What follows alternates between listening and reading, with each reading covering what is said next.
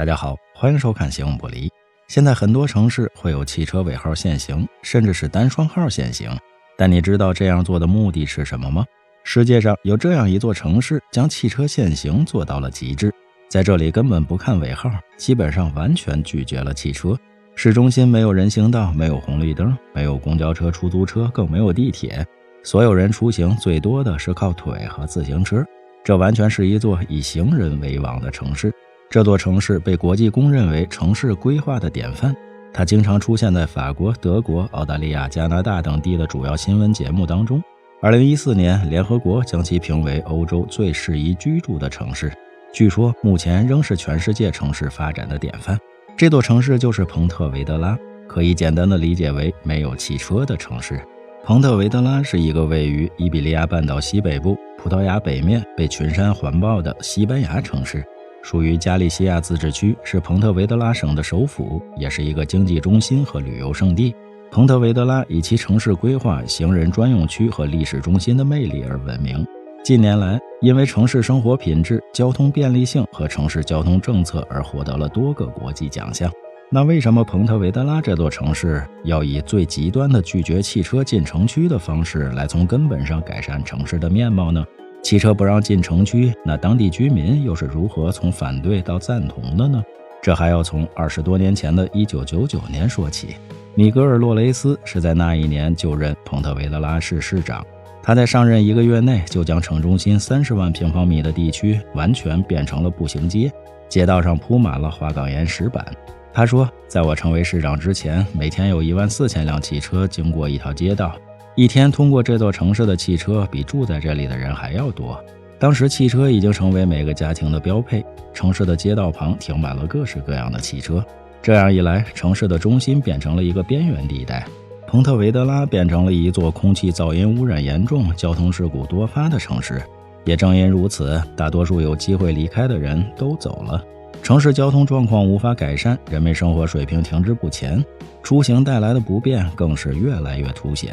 市长说，起初我们想改善交通状况，但无法提出一个可行的方案。相反，我们决定为居民收回公共空间，为此我们决定弃用汽车。市长的理念很简单，拥有汽车并没有赋予您占用公共空间的权利。该市的基础设施主管也曾反问道，怎么会因为汽车而使得老人小孩不能上街？私人财产，汽车怎么会占据公共空间？如今的蓬特维德拉市中心，除了必不可缺的机动车之外，其他所有的汽车都被放逐了。城市里没有加速的引擎声，没有汽车刺耳的喇叭声，也没有摩托车的金属咆哮声。走在街上，只有山茶花中鸟儿的鸣叫、咖啡勺的叮当声和人们的谈笑声。在蓬特维德拉，传统的城市配乐已被鸟鸣声和人声所取代。小朋友们可以在街上随意的玩耍，而不必担心会有任何危险。如今，在没有汽车的蓬特维德拉，超过90%的居民选择步行出门购物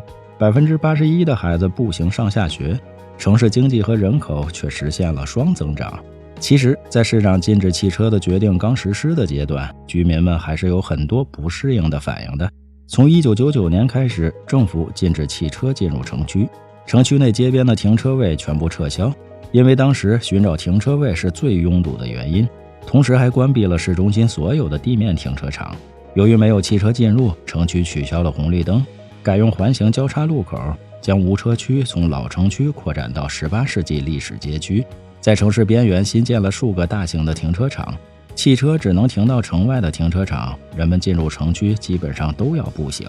为保障居民步行出行的安全以及减少噪音污染，蓬特维德拉全市实行机动车限速30公里每小时。同时，为了确保城市的正常运转，市中心也设立有限时15分钟的免费停车位，供那些送货的车辆以及警车、救护车等特种车辆临时停靠。市中心部分路段限速20公里每小时，甚至还有10公里每小时的路段。可想而知，这样的超级限行措施在一开始绝对不会是一帆风顺的。人们不喜欢被告知他们不能随心所欲地开车，但市长说，虽然人们声称开车是一种权利，但实际上他们想要的是特权。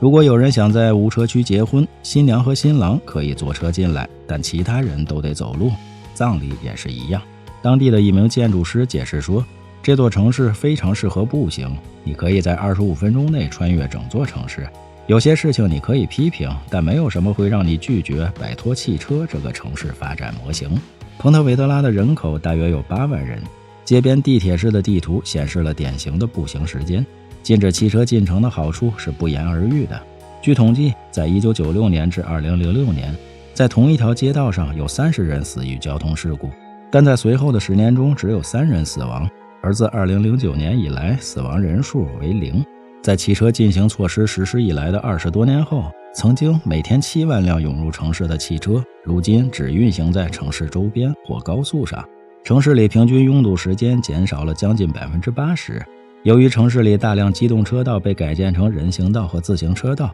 现在城市里70%多的旅行都是步行或者骑自行车。汽油消耗量和城市二氧化碳排放量下降了70%，城市空气质量得到了明显的改善。彭特维德拉似乎变得越来越宜居，没有了汽车，其城市中心反而增加了12000名新居民。与1999年之前相比，市中心的交通量减少了97%。城市里已经实现了连续数年交通事故0死亡。经过20多年的极限治理，这个面积近120平方公里的城市基本实现了0拥堵、0事故、0污染。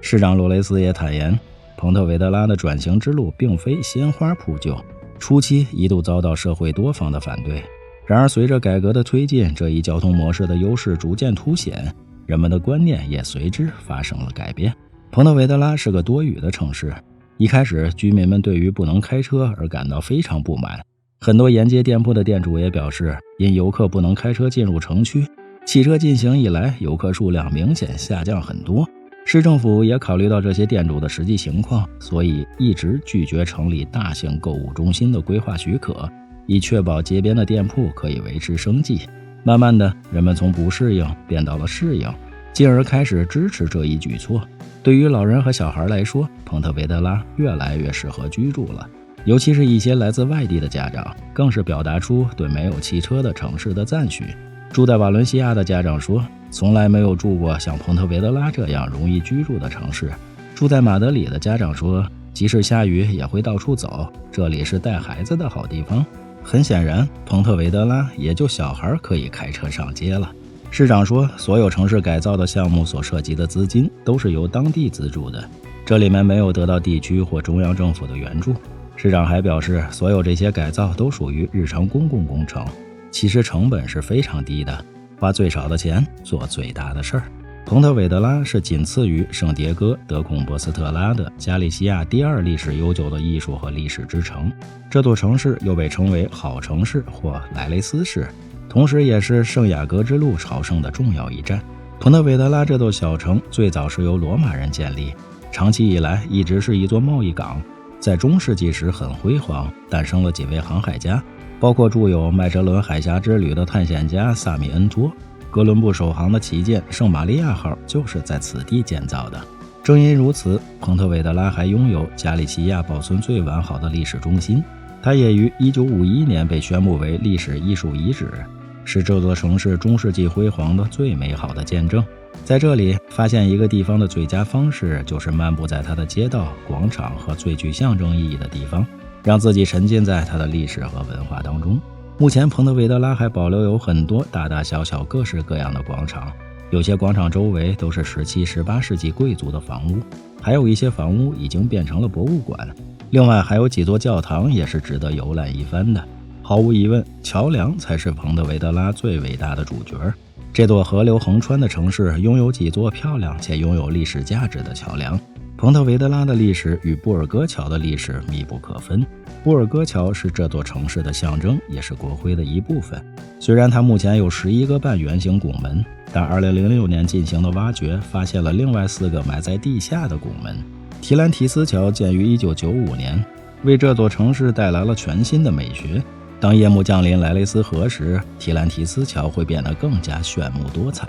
建于2012年的科连特斯桥是彭特维德拉最年轻的大桥，它的美学因其简单的曲线而引人注目，赋予这座桥一种特殊的美感和个性。另外，莱雷斯河上还有一座更加柔和的步行桥。如果带着孩子一起旅行，彭特维德拉绝对是一个非常理想的地方。这里也是由意大利心理教育学家创建的儿童之城网络项目的一部分，同时还包括其他34个西班牙城镇。在城市中心几乎完全消除了汽车之后，最小的孩子得到了城市中的公共空间，以便他们可以自由玩耍和学习。在蓬特维德拉，孩子们可以在街上随心所欲地玩耍，这种场景在其他城市已经非常罕见了。不仅是孩子们，如今居住在蓬特维德拉的居民也会发自内心地感叹，在西班牙禁止汽车的城市生活，对我来说这是天堂。怎么样？对于这样一座没有汽车的城市，